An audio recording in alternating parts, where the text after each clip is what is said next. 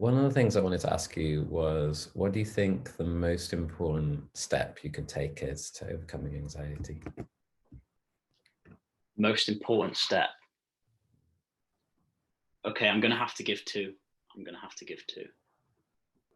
The first one is what I already spoke about, which is we need to learn to love ourselves. People who experience anxiety, they have these emotional reactions coming up. They have these fearful reactions coming up in the body. And that fear in the body starts driving these fearful thoughts in the mind. And then these fearful thoughts in the mind start driving the emotions in the body. And then the emotions in the body feed the fearful thoughts. And what happens is this vicious cycle is created, whereby the emotion is just feeding the thoughts and the thoughts are feeding the emotion. And you get caught in this loop of anxiety, this loop of worrying thinking, which can go on and on and on. And actually, it's our thinking which causes us suffering. It's our thinking, our fearful thoughts, which are the reason we don't like anxiety. That's the reason that everyone's on this call, because we don't actually, because these thoughts are distressing. So most people, if a reaction comes up, say someone says something to you, or you read something, or something happens which brings up a reaction, an anxious reaction, most people just stay kind of stuck in this. They don't know a way out. We don't know a way out. So what I used to do, the only thing I could do was distract myself, how to get out of this reaction. Okay, I'll go on my phone, I'll go on Facebook, I'll watch videos, I'll drink a beer and watch TV. We try all these things to get away from the anxiety, to escape from it, to escape from this vicious cycle of thinking and emotion. Yet, there is a way in which we can free ourselves from this vicious cycle. There is a way in which we can heal this mechanism of anxiety. There's a couple of ways. Actually, there's a few ways. I'll give you one of them now, and I already spoke about this. If, when this reaction takes place and the fearful emotions start driving the fearful, anxious thoughts, and the anxious thoughts start creating the emotions, if, when that starts happening, instead of placing our attention up here in the thinking, we allow our attention to come down into the feelings, and we feel the feelings, then that vicious cycle stops moving. When your attention is fully in the body, when you're fully holding and feeling your feelings, then the mind settles down. It's like the child analogy that I spoke about earlier. If that child is really scared, what does it need? It needs your attention. It needs your love. It needs your care. You pick the child up, you hold that child until the child feels safe. We can do the same with our emotions. We can do the same with our fear. When it comes up, we drop our attention into our bodies. We feel our bodies. We feel the emotions. And it's so amazing when we do this, because we can come into such a place of peace inside. Anxiety, you may have heard this, it's like a split inside. Our thoughts are all up here and our body's down here and our emotions are down here. We're giving so much attention to these thoughts that we feel like we're cut off from our bodies, and we're cut off from our hearts. And we're cut off from our natural state of joy, the state of joy that we knew when we were little kids. You see a little child, 3-year-old child with such joy inside. Why are children so much more joyful than adults? because they're not caught in this continuous stream of thinking, which is usually negative. No, they're not in that. Their attention isn't up there. They're in their bodies. So one of the ways that we can reverse the process of anxiety is by coming back into our bodies, by bringing attention back down into our bodies. Now, this can feel like a scary thing to do, or maybe not scary, but uncomfortable. The reason anxiety is going, the reason that we develop anxiety disorders is because since we were little children, our emotions were too much for us to feel. Our fear was too much for us to feel. And if we grew up in a stressful, fearful environment, then it would have created so much fearful emotion within our bodies. And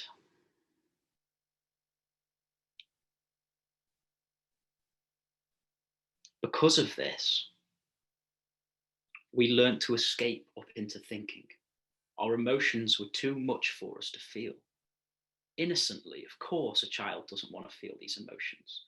How can they escape? What feels better than the strong emotions in the body?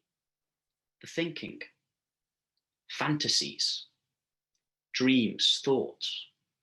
So the child, and this is all subconscious, they don't know they're doing this, comes up into the thinking.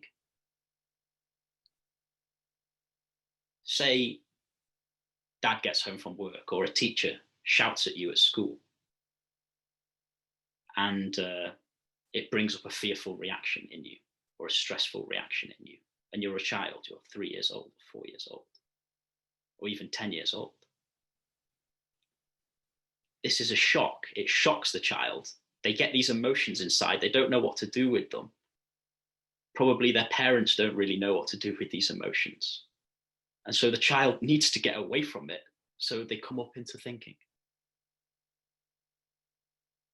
Now, eventually, when the trigger has settled down, the child settles down again. The thinking subsides, or the escaping subsides, and they're back in their body. And they're happy and they feel whole and at peace and content. But then something else happens at school. Someone says something mean to them. The emotion comes up. And again, they escape up into thinking. The split happens inside. But the child comes back down. And eventually they're back in their body and they're back in their joy again. But what happens is, when we go through school, when we become teenagers, when we go through life, because this is quite a stressful world if you haven't noticed, all these emotions start happening to us, and we are continuously coming up into this escape into the mind until it gets to a point where the teenager or the young adult just stays up in the mind. This thinking mind has been created now. And all of the attention is up here continuously in this thinking mind. And we're totally cut off from our bodies. Someone who's suffering from anxiety probably experienced a lot of emotion when they were younger. And so there would have been this need to think. And that has stayed with you, probably. And now, as an anxious person, you probably notice that there's these thoughts, these worrying thoughts, which can drive you mad. Like, you don't want to worry. Look, there's nothing really to worry about, but you're just worrying. It's because of the emotions we have in our bodies. It's because there's this mechanism of not wanting to feel our fear, not wanting to feel our sadness, not wanting to feel our shame. So how do we heal? How do we reverse this process? It's quite simple. We come back into and we feel the feelings that we were unable to feel as a little child. We feel the feelings that we ran away from when we were a little child. when we were that little child, we could not feel them. We didn't have the opportunity. Nobody taught us this. We didn't have the awareness. We didn't have the presence to do this. But now as an adult, and if you're on this call, you have the opportunity to do this. You have the opportunity to be there for and meet all the feelings that that little child was just totally alone with. You can be the loving adult, the loving parent to your own emotions, to your own fearful child. Because anxiety, it really is like a scared child inside. And we all have this love in our hearts. We all do. And this love can heal our fear. It's this love which can come into this scared child and hold this scared child. 'Cause I find joy within the ordinary. 'Cause I find joy within the ordinary. It's extraordinary.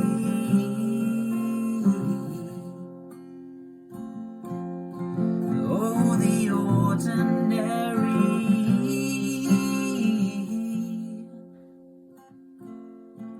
It's extraordinary.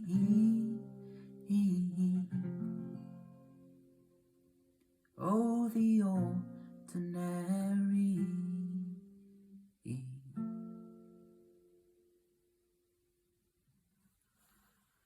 Namaste. Thank you for listening.